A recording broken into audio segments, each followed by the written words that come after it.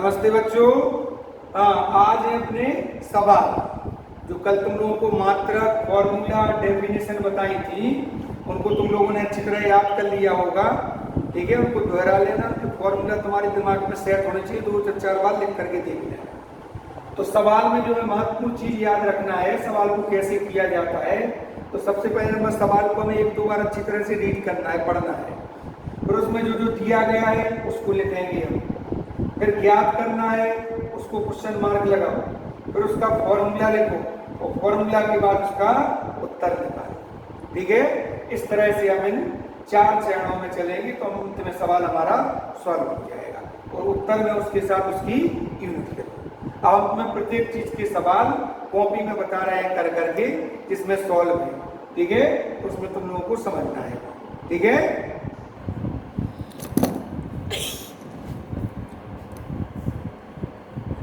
हाँ देखो, जैसे जी है प्रतिशतता की सवाल। तो प्रतिशतता का फॉर्मूला है विलेय का द्रव्यमान गुणे 100 बटे विलयन का द्रव्यमान या आयतन। अब जैसे सवाल है पहला, 10% कास्टिक सोडा कि 200 ग्राम विलयन में NaOH की मात्रा ज्ञात करो। NaOH की मात्रा ज्ञात करना है। तो इसमें NaOH क्या है? विलेय यानी Wb। प्रतिशतता में 10% दी गई है, ये लिख लिया हमने। विलयन का द्रव्यमान 200 ग्राम दिया गया है, ये लिख लिया। जो जो दिया है वो लिख लिया। निकालना क्या है हमें? विलयन की मात्रा। ठीक है, यानी NaOH, विलयन में NaOH की मात्रा निकालना, यानी NaOH का द्रव्यमान Wb निकालना। जी फॉर्मूला लगा दिया, प्रतिशतता 10 रख दी, Wb निकालना है गुणे 100। विलयन का द्रव्यमान कितना है? 200। 2 जीरो से 2 जीरो कट गए, 2 का गुणा 10 में हो गया, 20 ग्राम आ गया। ठीक है, फिर 40 ग्राम सल्फ्यूरिक अम्ल 1000 मिलीलीटर विलयन में उपस्थित है। तो विलयन में H2SO4 का प्रतिशत ज्ञात करो। इसमें परसेंटेज निकालना है, प्रतिशतता। विलेय का द्रव्यमान, सल्फ्यूरिक अम्ल विलेय है तो इसका द्रव्यमान 40 ग्राम दिया है। विलयन का आयतन दिया है 1000 ml। वही हमने फॉर्मूला लिखा, फॉर्मूला में हमने मान रख दिया। ठीक है, तो प्रतिशतता निकालना है, विलेय का द्रव्यमान है 40 गुणे 100 बटे विलयन का आयतन है 1000। काट दो, ऊपर के 3 जीरो नीचे के 3 जीरो कट जाएंगे, 4% आ जाएगा।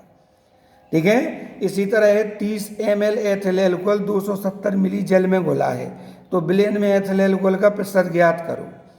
विलेय का द्रव्यमान कितना है, माने विलेय का आयतन दिया है 30 ml। अब चूंकि विलायक जल है, इसमें 270 दिया है, तो हमें विलयन का आयतन निकालना है। तो 30 ml में 270 जोड़ देंगे तो 300 ml कहलाएगा विलयन का आयतन, क्योंकि फॉर्मूला में बटी में विलयन का आयतन है।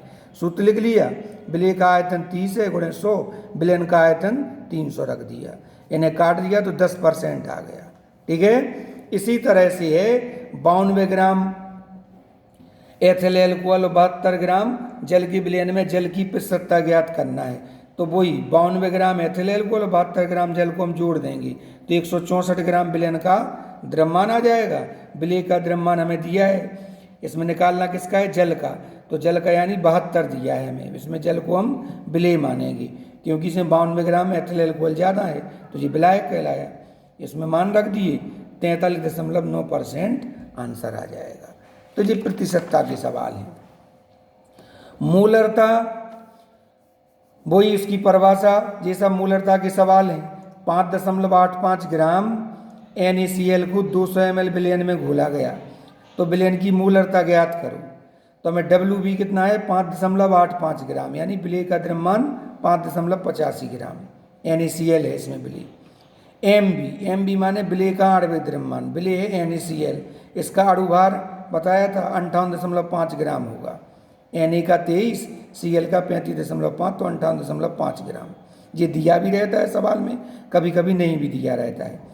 आयतन क्या है? 200 ml, V का मान 200 ml। मूलरता का सूत्र लिखा, Wb गुणे 1000 बटे Mb गुणे V। इसमें मान रख दिए सभी, हल किया 1/2 यानी 0.5 मूल प्रति लीटर या 0.5 मूलर। ठीक है, इस तरह से जैसे लिखा है जल की मूलरता ज्ञात करो। जल का द्रव्यमान होता है 1000 ग्राम, जल का घनत्व होता है 1 ग्राम प्रति मिलीलीटर, जल का आयतन वही 1000 ml रहेगा। ठीक है, 1000 ml। जल का अणुभार 18 होता है, मूलरता का सूत्र लगा दिया, इसमें मान रख दिए 55.55 मोल प्रति लीटर। ये निश्चित है, जल की मूलरता निश्चित होती है। ठीक है। इसी तरह ग्लूकोज के 18 ग्राम प्रति लीटर सांद्रता वाले विलयन की मूलरता ज्ञात करो। तो ग्लूकोज का द्रव्यमान है WB कितना है 18, आयतन प्रति लीटर है यानी 1 लीटर यानी 1000 ml, MB बराबर 180। ग्लूकोज का अणुभार होता है C6H12O6 से निकालेंगे तो 180, जी सब मान रख दो तो 0.1 मोल प्रति लीटर आ जाएगी ग्लूकोज की मूलरता। ठीक है। अब है मूललता। तो मूललता की डेफिनेशन, उसका फॉर्मूला, इसमें विलायक का द्रव्यमान लेना पड़ता है। ठीक है। तो विलायक का द्रव्यमान जैसे हम लेंगे तो इसके सवाल देखेंगे हम अब। ठीक है। जैसे जी है 500 ग्राम जल में 4 ग्राम NaOH घुला है, तो विलयन की मूललता ज्ञात करना है स्मॉल m। WB हमें दिया गया है कितना 4 ग्राम, NaOH है विलय इसमें 4 ग्राम। MB माने विलय का आणविक द्रव्यमान, NaOH का अणुभार 40 ग्राम NaOH के सूत्र से। WA माने विलायक का द्रव्यमान 500 ग्राम है। ये फॉर्मूला लिखा, इसमें जी मान रख दिए, इसको हल करो 0.2 मोल प्रति किलोग्राम आ जाएगा। ठीक है। ऐसे ही जी अगला सवाल भी इसी तरह से है जो तुम लोग आसानी से समझ सकते हो। नॉर्मलता। अब नॉर्मलता में आते हैं तो नॉर्मलता का इसी तरह से फॉर्मूला है, वही WB गुणे 1000/EB गुणे V। इसमें तुल्यांकी भार देखना पड़ता है। जैसे लिखा है ऑक्जेलिक अम्ल की, ऑक्जेलिक अम्ल का सूत्र है COOH का होल ट्वाइस इंटू 2H2O। इसमें जल मिला दो तब ये लिक्विड बन जाएगा। 6.3 ग्राम 500 ml विलयन में घुला है, तो विलयन की नॉर्मलता ज्ञात करो। ऑक्जेलिक अम्ल इसमें विलय है तो इसका WB हमें दिया है 6.3 ग्राम। EB, अब इसका हम सूत्र से निकालेंगे इसका अणुभार। ठीक है। COOH का उल्टा इंटू 2H2O तो 126 आएगा। और चूंकि इसमें दो हाइड्रोजन के अणु हैं, जी देखे जाएंगे, जल के H नहीं देखे जाएंगे, COOH का होल ट्वाइस इसके H2 देखे जाएंगे, 2 का भाग दे दिया 63। आयतन V बराबर 500 ml है, जी है 500 ml। जी नॉर्मलता का सूत्र लिखा, इसमें मान रख दिए, इसको हल कर दो 0.2 नॉर्मल लिख सकते हैं, 0.2 ग्राम तुल्यांक प्रति लीटर। तो नॉर्मलता में तुल्यांक की भार देखना पड़ता है।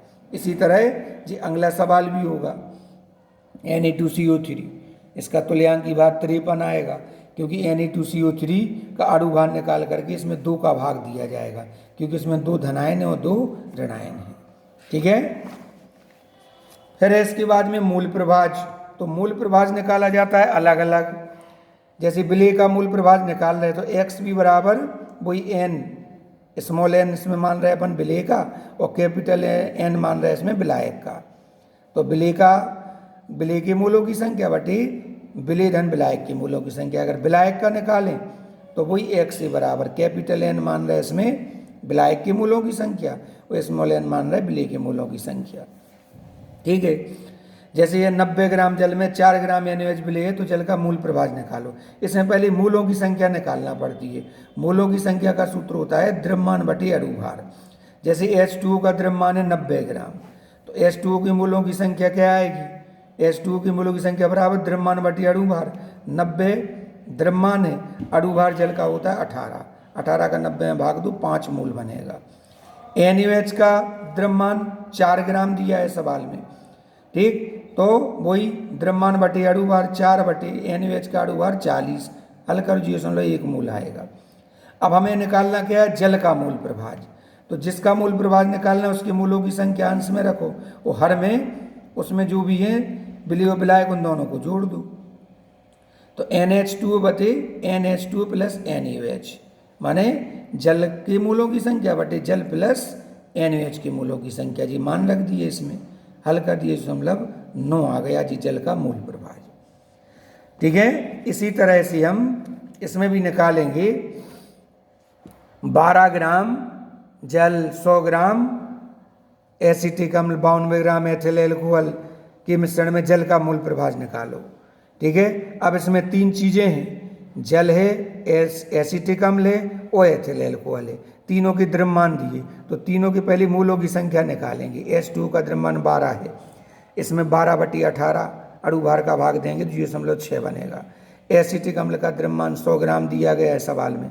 एसिटिक अम्ल का अणु भार कितना होता है 60, भाग दे दो 1.6 आ जाएगा। एथिल एल्कोहल का द्रव्यमान 92 ग्राम है। एथिल एल्कोहल के मूलों की संख्या निकालेंगे तो 92 बटे C2H5OH का अणु भार 46, 2 आ जाएगा। हमें किसका निकालना है, जल का मूल प्रभाज निकालना है। तो जल का मूल प्रभाज का ये सूत्र लगाएंगे, जल के मूलों की संख्या को अंश में रखेंगे, बाकी बटे में तीनों के मूलों की संख्या, जल, एसिटिक अम्ल और एथिल एल्कोहल, तीनों को जोड़कर इसका हल कर दो, इतना आ जाएगा। ठीक है, इस तरह से हम निकालते हैं। ये सवाल तुम लोगों को दिए जा रहे हैं, ये सॉल्व करना घर पर, और इनके आंसर हम इसमें भेज दें। पहले सॉल्व कर लेना, फिर इसके बाद में आंसर मिलाना। फॉर्मलता वही मूलरता की तरह निकाली जाती है। ठीक है, पीपीएम का वो उसी तरह पीपीएम का निकाला जाता है, विलेय का द्रव्यमान गुणे 10⁶ बटे बिलियन का द्रव्यमान। ठीक है, तो इस तरह से इस सवाल तुम लोगों को अच्छी तरह से सॉल्व करना है। एक सवाल को समझ लेना, बाकी दूसरे सवाल को बंद करके और उसको सॉल्व कर सकते हो। बाकी हमने जो तुम लोगों को घर के लिए भी दिए हैं कुछ, 1 2 3 और 4 5 सवाल, ये 5 सवाल घर पर अपने रफ में सॉल्व कर लेना। इनके हल इसमें भेजें, पर हल से मैच कर लेना। ठीक है, अब आगे अपन लोग पढ़ेंगे अब हेनरी का नियम। ठीक है, तो इनको लगाना, इनकी परिभाषाएं, सूत्र, फॉर्मूला अच्छी तरह याद रखना। सवाल बिल्कुल सिंपल हैं, जिसके पास बुक वगैरह हो उसमें भी अपने देखते रहना सवाल और सॉल्व कर लेना। ठीक है, आगे की चीज़ें तुम लोगों को फिर देखिए। ठीक है, ओके।